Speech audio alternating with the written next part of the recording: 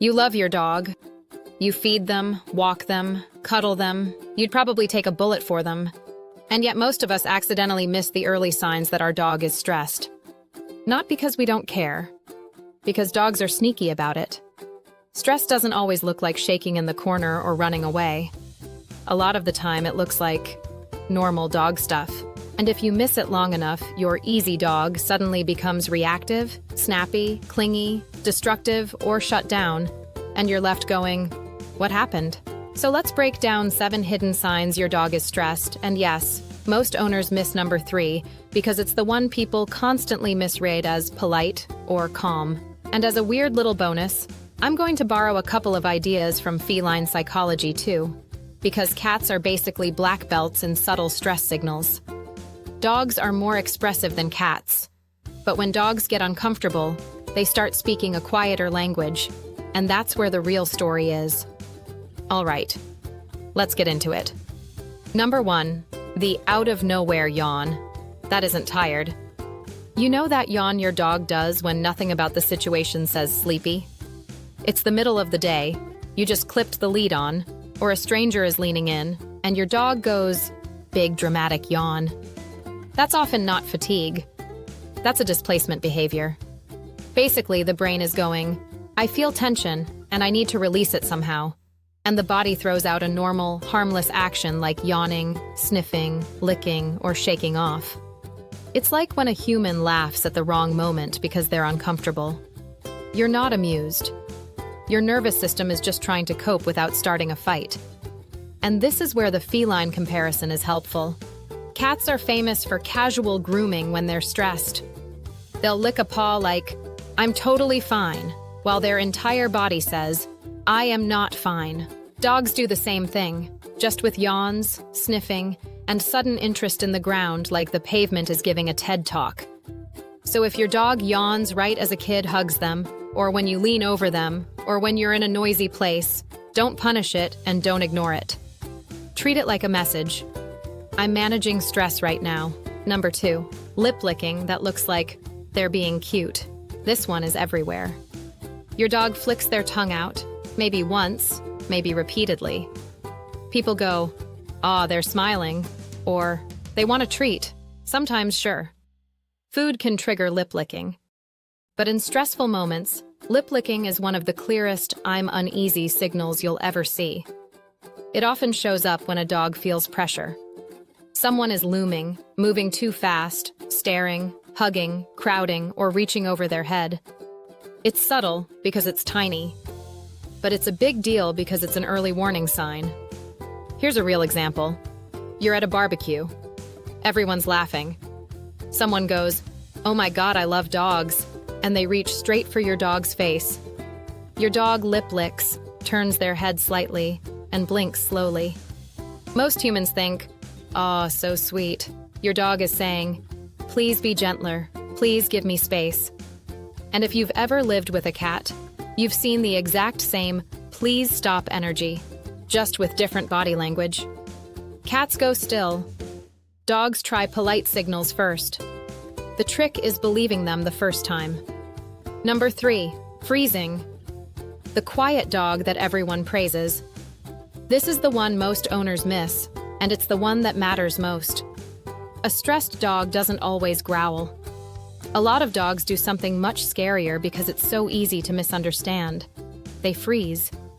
They go still. Mouth closes. Facial muscles tighten. The body looks stiff, like someone hit pause. They might stop panting. They might hold their breath.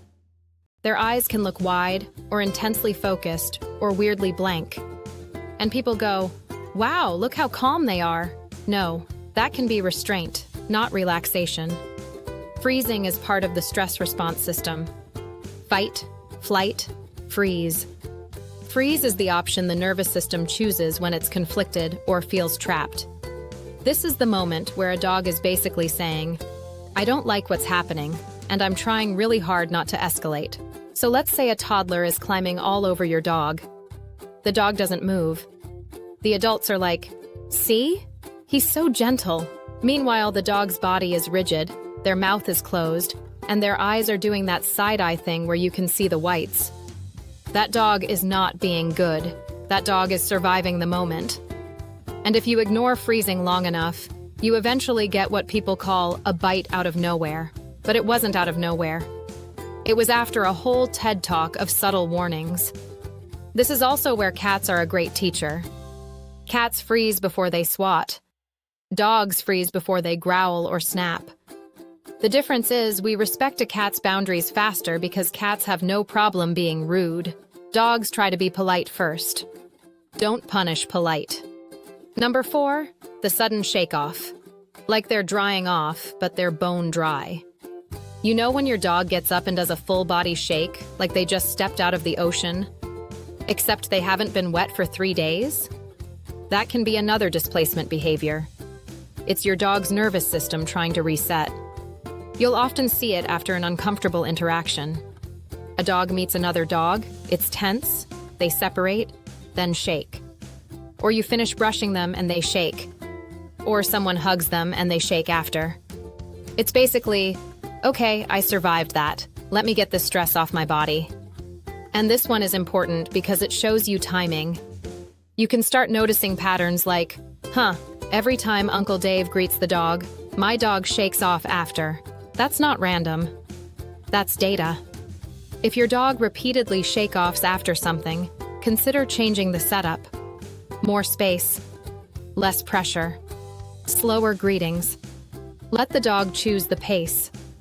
Number 5, whale eye and hard stares. When the eyes are doing all the talking. Dogs have expressive faces, but eyes are the big neon sign. Whale eye is when you can see the whites of the dog's eyes because their head turns away, but their eyes stay locked on the thing that worries them. It can look like side eye. Sometimes it's mild. I'm unsure. Sometimes it's intense. I'm very uncomfortable. Hard stares are the other side of this coin. A dog might lock onto something, stop moving, and stare. That can be stress, arousal, or conflict. It can also be predatory focus, depending on context.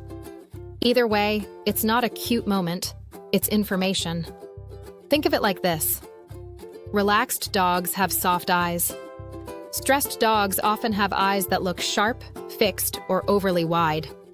Cats do a version of this too. A stressed cat gets big pupils, still body, intense stare. That's not them being mysterious. That's their nervous system in overdrive. With dogs, if you see whale eye when someone leans in, that's your cue to interrupt gently and give your dog an exit. Not because your dog is dangerous, because your dog is communicating. Number 6, panting when it doesn't match the situation, or stopping panting suddenly. Panting can mean heat, exercise, excitement, but it can also mean stress. A dog that is panting hard in a cool room after minimal movement, especially paired with other signs like pinned ears, pacing, lip licking, or inability to settle, may be stressed. But here's the one people miss. Sometimes stress shows up as the opposite. A dog who was panting stops suddenly when something changes. Mouth closes, breath gets shallow, body stiffens. That shift can be your early warning that the dog's emotional state just changed. And stress isn't just in their head, it's physiology. Heart rate changes, breathing changes, muscles tense. You're watching the nervous system at work. So if your dog pants like they just ran a marathon because the vacuum exists, or because guests arrived, don't write it off as dramatic. Your dog is experiencing it as a real stressor. Number 7, clingy, chaotic, or can't settle behavior that looks like mischief. This is the messy one, because it's the one that gets labeled as naughty. A stressed dog often can't settle. They pace. They follow you everywhere. They suddenly need to chew everything. They start barking at tiny sounds. They seem restless, or they can't stop licking themselves, or they keep trying to climb into your skin like they want to become part of your rib cage. A lot of that is self-soothing.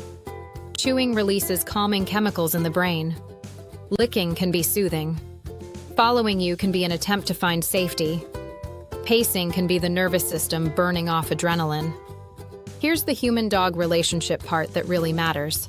Dogs don't just respond to the environment. They respond to us. If you're stressed, rushing, frustrated, unpredictable, your dog often feels it. Not because they're plotting against you, because your relationship is their weather system. You are the biggest emotional cue in the house. This is where bonding comes in. Connection is regulation. When your dog feels safe with you, their nervous system settles faster. When they don't, everything feels louder. And again, cats teach this too. Cats aren't aloof, they're selective. When a cat trusts you, you become their safe zone. Dogs are similar, just more socially wired. So what do you do with all this? Here's the part that changes everything. Don't obsess over one sign. Look for clusters and context. A single yawn means nothing. A yawn plus lip licking plus turning away, plus a closed mouth plus whale eye. That's a dog trying to be polite while uncomfortable. And if you catch stress early, you prevent the big stuff later. Reactivity. Fear aggression. Shut down. Chronic anxiety.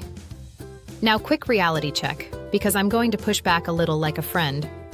If your dog is repeatedly showing stress signals in everyday life, and you keep putting them in the same situations and hoping they get used to it, you're not helping them habituate. You might be flooding them. There's a difference. Habituation is gradual exposure where the dog stays under threshold and gains confidence. Flooding is throwing them into the deep end until they stop reacting, which often looks like calm, but it's actually learned helplessness or shutdown. You don't want a dog that's silent because they've given up. You want a dog that's relaxed because they feel safe. So here's a simple way to start using these signs immediately. When you notice one of these stress signals, ask yourself 3 questions. 1. What just happened right before this signal? 2. Can my dog move away or do they feel stuck? 3. What would make this easier right now in this moment? Sometimes the fix is tiny. Give space, slow down, stop the hovering hand, let them choose, lower the intensity, provide a safe spot, shorten the interaction. And if you want the secret sauce that builds trust fast, reward your dog for choosing calm disengagement. If they look away, if they step back, if they sniff the ground instead of reacting, quietly reinforce that. Not with a party, just a calm, good choice. Because here's the deeper truth behind all 7 signs. Your dog is communicating in whispers long before they ever yell. And the goal isn't to control the dog. It's to understand them. The strongest relationships, whether it's with a dog, a cat, or a human, aren't built on who's in charge. They're built on feeling safe enough to be honest. When your dog shows you stress, they're not being difficult. They're being vulnerable. If you learn to notice the whispers, you almost never have to deal with the scream. And that's the kind of relationship where your dog doesn't just obey you. They trust you.